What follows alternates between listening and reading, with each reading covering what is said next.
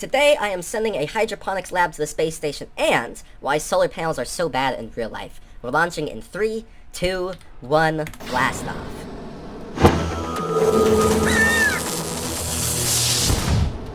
Welcome back to my daily Kerbal Space Program gameplay. I'm using the modified heavy lift rocket I built in the previous video, actually linked in the description below, and I modified the payload for this mission with some extra solar panels. The reason being, and as you can see right now, the extra solar panels are actually there to run the habitation modules on the space station, since currently they are kind of just sitting idly by. I do want to have them working. And I did also add an extra observatory to this particular module, because quite frankly, I think it looks real cute up there, if you know what I mean. Oh my friends, it makes this rocket really needlessly difficult to launch. It is ridiculously top-heavy, and this thing has a real hard time. So, we are actually going to be throttling back up here in a moment. Here we are, and we are angling at 45 degrees to give ourselves some more angular momentum.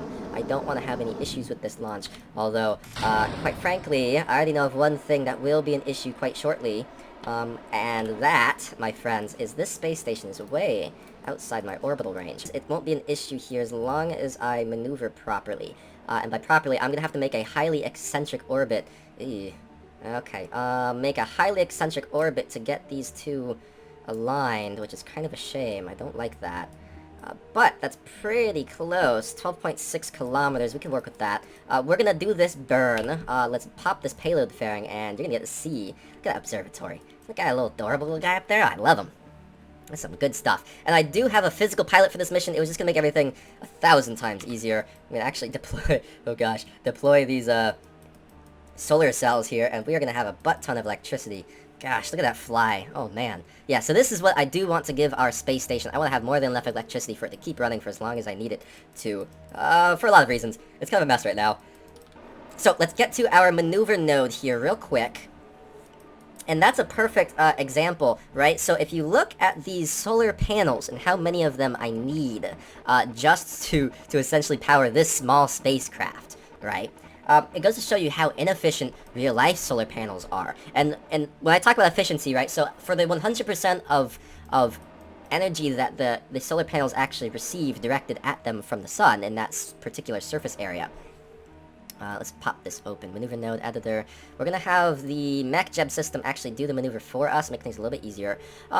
Real-life solar panels, for the entire surface area of solar energy they are receiving, in essence thermal energy, the actual efficient, like, percentage, the percentage of the energy that the solar panels actually make use of, at the moment, really the highest percentage you're looking at is about 22%, which quite frankly is not very good. As you can imagine, 22% of 100% of the theoretical energy is not amazing. Most of it's lost in thermal energy, right? So all of that heat is kind of just wasted. Now things have gotten a little bit better. Some solar panels are getting up into the low 30 percentile range, which quite frankly is okay.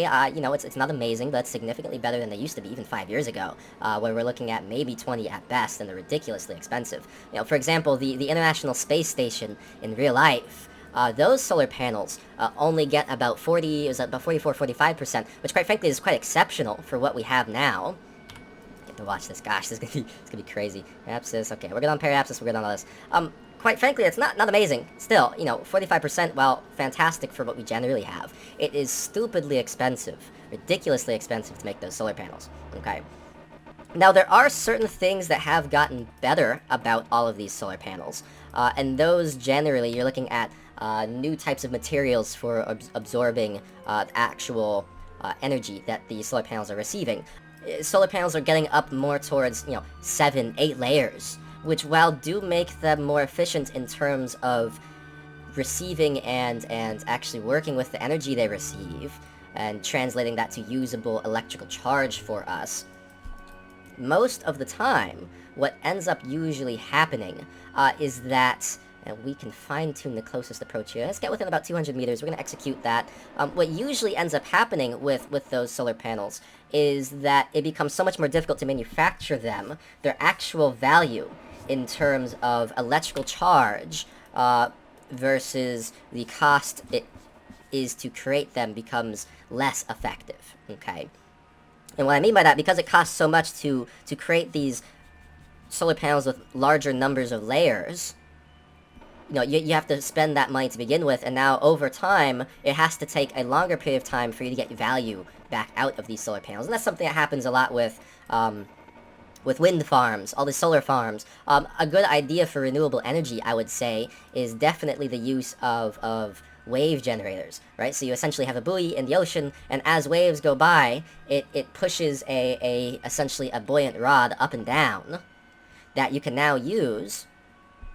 And let's actually have this match velocities with target at closest approach to target, but we are going to make sure, yeah, okay, we are set here.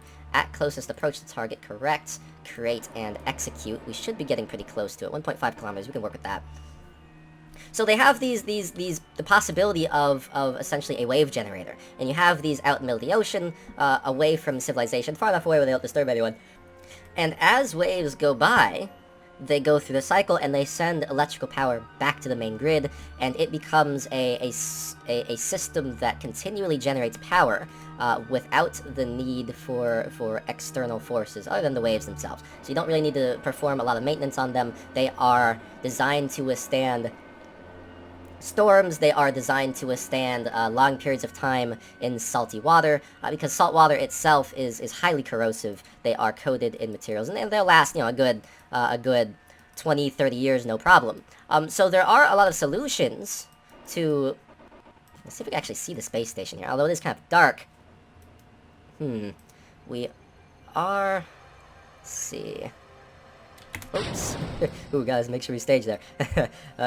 Yeah, we're probably not going to be able to see the space station here. Where is it? It's actually right ahead of us. Yeah, it's going to be way too dark over there to see. Okay, that's fair.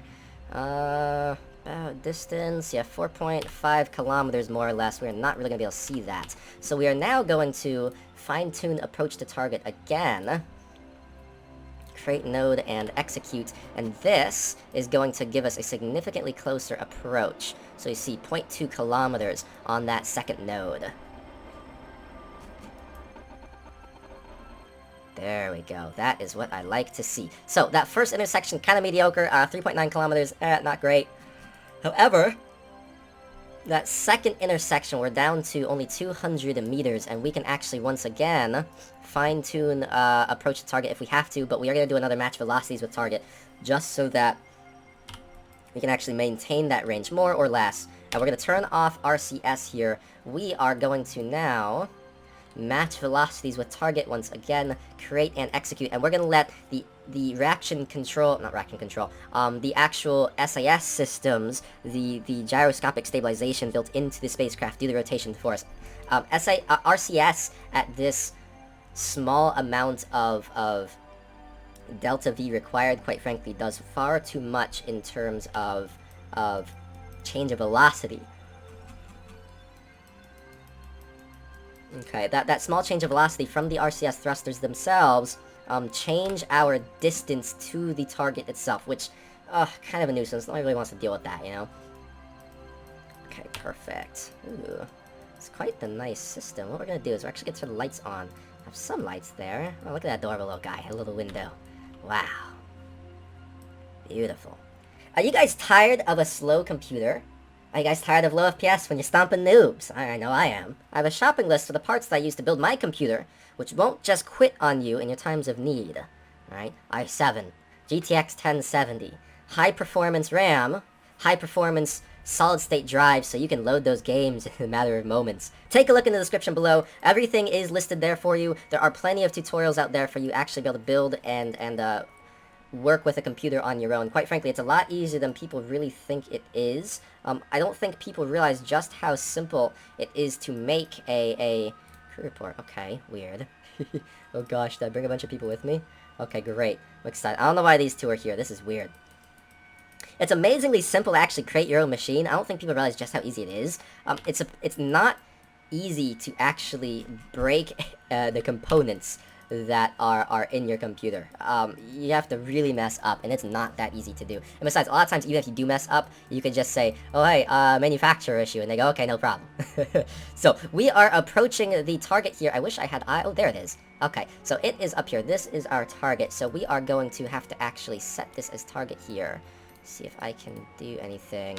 That's okay. So our target is already listed. I'm going to turn on SAS. We are going to set the direction towards the target, and this is going to go into docking mode, giving us the ability to actually take a quick trip there. Perfect. And we're actually going to do control from here. This. Did I do it? Yeah, control from here. Beautiful. We are going to move in closer and closer until we are essentially on an intercept course. We don't want to be going too quickly. I don't want to run into the target itself. That would be a real shame. Blow up the whole station. Oh god, that'd be terrible. Oh. Okay, that's okay. View. Internal view. That is messed up, guys. That is messed up. Ooh, gosh. Got a freaking ghost. But canvas? Ooh, it's a ghost. Oh boy, yeah, there's some weird glitches going on, but that's alright. We'll figure it out. Wow, look at this adorable observatory. I love it. Bill Kerman, he's not even here. Weird. I don't like that. I don't like the look of that. I don't know why that happened. That's not great, I will say. Do a little rotation. Okay, beautiful. Beautiful, beautiful, beautiful. So we are going to have to select one of the docking ports here. No, we're going to do this radially. Where do we want to dock? Slow down here. Okay, I am going to dock on this side, set as target. Oh boy, this is going to be a bit of a tough one. Okay, let's rotate around here. Go full rotation. And we are going to move around the other side. We are going to dock, and then we're actually going to rotate the station itself, so we are in the light. And this will give us a significantly better, I guess, exposure efficiency? Because right now, it's not going to be great on the dark side of the actual system here. So we are going to move into location. Nice and easy.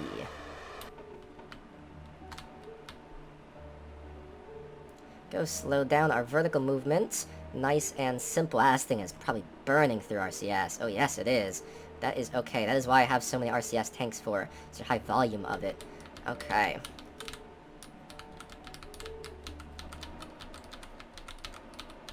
Go. We are essentially on target here. Let's move in. Beautiful.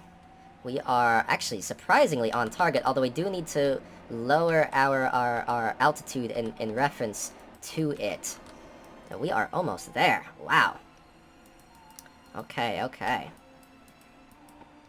Oh, guys, I'm focusing. Focusing real hard.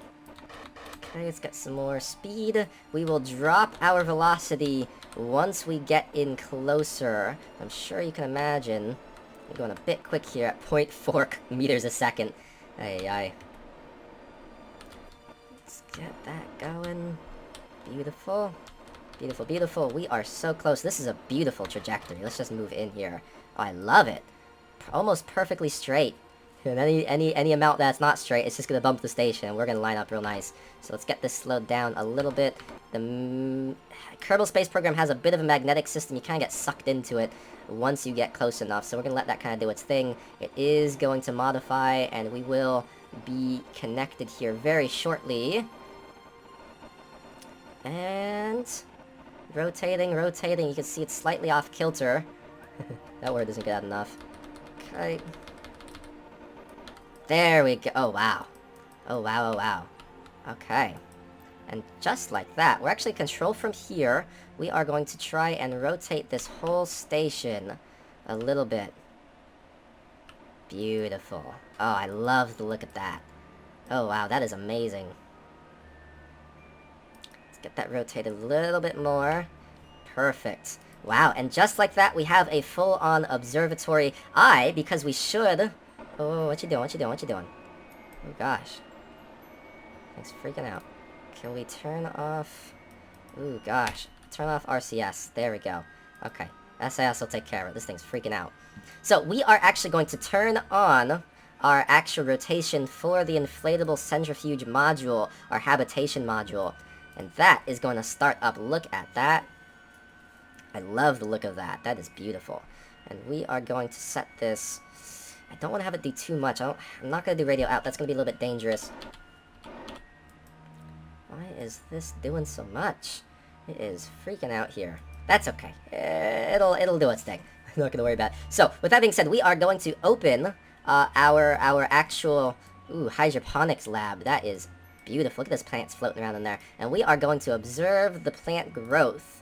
Ooh, some more science. You open the shutter to see what impact it may have on the plants. Nothing happens immediately, but later on you log that one of them has shriveled and possibly burned. Particularly a sunward plant. That's not a good sign. Oh no, it's definitely not. So we're going to process in the lab. That's going to give us some more data. This, we can actually check how our lab's doing. 23.990 science. I like that. Going to clean experiment, which is going to be the plant experiment. And we're actually going to transmit the science back to Kerbin, getting us some more science during this mission. Beautiful. How many Kerbals do I have on board? Gosh, I have a lot of Kerbals. Where is... Okay, weird. Just gonna leave it as is. That's okay. And what we're gonna do is we're actually gonna observe plant growth one more time, and we're gonna transmit the science that we do receive from it. Actually, no, we're gonna keep the science. Keep the science? Yeah, keep experiment. We are gonna take a look at a couple things here first. Which experiments should I bring back? I should probably bring this back. No, it's not very much either. What else do we have on here? Okay, let's open this, because since we are doing a trip back to the surface of Kerbin, yeah, we can keep experiments. Too high. I didn't have much in the way of science experiments in here, did I? No, I guess I did not. Interesting. That's okay. So we are going to log this. We're going to keep this. And we're also going to keep the experiment of the plants here. We're going to keep all these. We are going to collect... Let's see... Transfer the science. Where are these science experiments being held right now? Transfer data. We're going to send it to this module. If we can. No, I guess not. Collect all. Okay, that's fine. So it's all currently in that module. I'm going to see if I can actually transfer it to our module we're sending back home. So, container transfer data, yes. Can we transfer it? No. Interesting. Okay, well that is definitely going to be a mission for the future, that is for sure. We're trying to get all of the data we can. We do not want to leave anything behind. So, with that being said, we are now going to detach our current module. We are going to control from here. We are going to... Internal view. Perfect. We are controlling it from there. Yeah, correct. And we are going to decouple node. Oh boy, and just like that, we are connected to the wrong thing. That's alright. Let's jump into the tracking station and then jump back up here onto the correct module. That will allow... It's starting to turn into an actual space station. I love the look of it. Oh, this one... No, what is that? Okay, yeah, that's sorry. Yeah, check out the previous video, actually. We have done a mission that has left the orbit of Kerbin, which I really love. So let's see, this lander... Module. Goodness, which one is which? It's a good question. Mark 3, no. It has to be this one. Module ship. Good question. Unless it just became space debris, but I can't imagine that's the case. No. Weird. Module ship. Okay, that is that. Yeah, we are taking control of that. Perfect. So it's a bit odd that it would be named that now, but that's okay. We have more than enough Delta V to get back. I mean, 2,814. Not an issue. Perfect. Now, where do we want to land? That is really the question. So let's go to Apoapsis. Add maneuver here, and we are going to drop our orbital velocity to... Yeah, that should be alright. Let's set that maneuver node. We are going to now warp over there. I love the look of that space station. It is beautiful. I have plenty of electrical charge, everything running like it is supposed to be running. And we could deorbit it technically if we wanted to, but that'll be something for the future, that's for sure. And for some reason, Kenbus and Bill are still on board, which is super odd. So let's time warp. You can see we are going a little bit faster, actually, than the space station is. For some reason, I'm not sure why that's the case. See it disappear into the dark sky.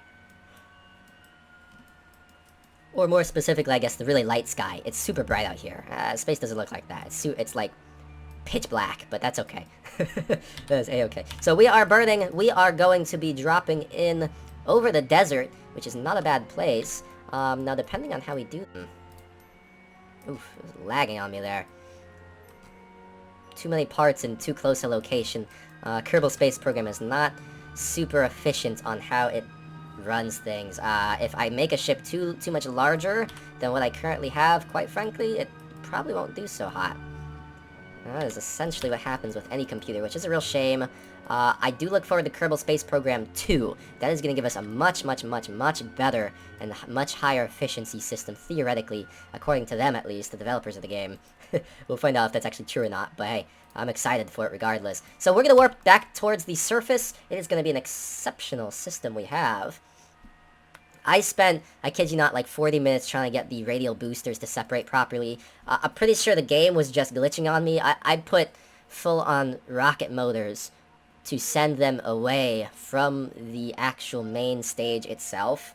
And every time I would separate the stages, they would just fly full velocity towards the sensor booster. And I was like, oh, come on. Like, I had to redesign the entire thing. It's visually almost identical, but I had to delete everything and remake it, and I was just, oh gosh, that was the worst. Well, this game sometimes, let me tell ya. And that is another reason why I'm really excited for Kerbal Space Program 2. It's going to be visually fantastic, and it is going to be physically, I mean, much better, which I'm super excited for. Like, I can't wait for that. So yeah, I'm really excited for the future of Kerbal Space Program. It's going to be such a cool game in the future. Here we go, so we have now finished our entry burn to slower velocity. We do not want to be coming in too quickly, and now we are going to stage one more time. We are going to set retrograde, and we are re-entering, just like that. Gonna have SAS on. I can turn off RCS. We don't have any RCS modules on here, and as you can see, when we do rotate, it uses lots of electrical charge, so we're gonna let it do its thing, and we are just going to time warp in here. You see the booster stage also falling in. It's going to flip around on re-entry. The engine itself is significantly heavier than the actual tanks. Again, much like an Arrow, even though it's not particularly aerodynamic, it'll figure it out. It's got some winglets on there, you know? And just like that, we are re-entering. It is gonna start glowing red hot here. Beautiful. You can see the actual engine falling engine first, the booster falling engine first. Again, much like an Arrow does, with the tip headed forward and the fletching, keeping it stable. Now that is going to hit the Earth, Kerbin, not the Earth, at a really high velocity. Beautiful. Perfect re-entry. Oh, I'm so excited for when I get to say entry instead of re-entry. Because that means I've never been to that planet before. And I've never entered anything that has its own atmosphere. Gosh, that could be taken in a weird way, can't it? Oh, yeah, that's what she said or something. We are now deploying our drag chutes. They are going to fully deploy. We are coming in real slow. Oh, gosh, it's so slow.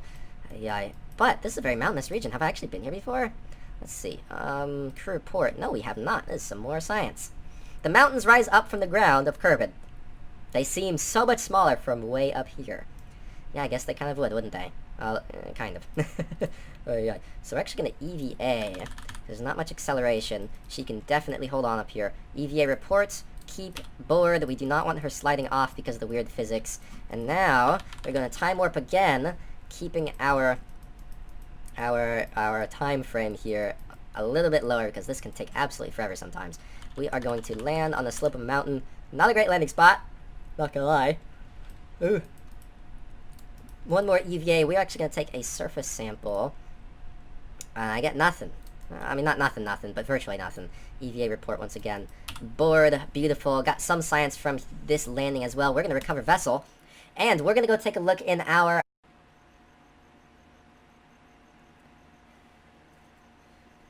Beautiful, 196 science. Okay, so not enough science to research something else. Actually, that is not true. We can. Oh, great.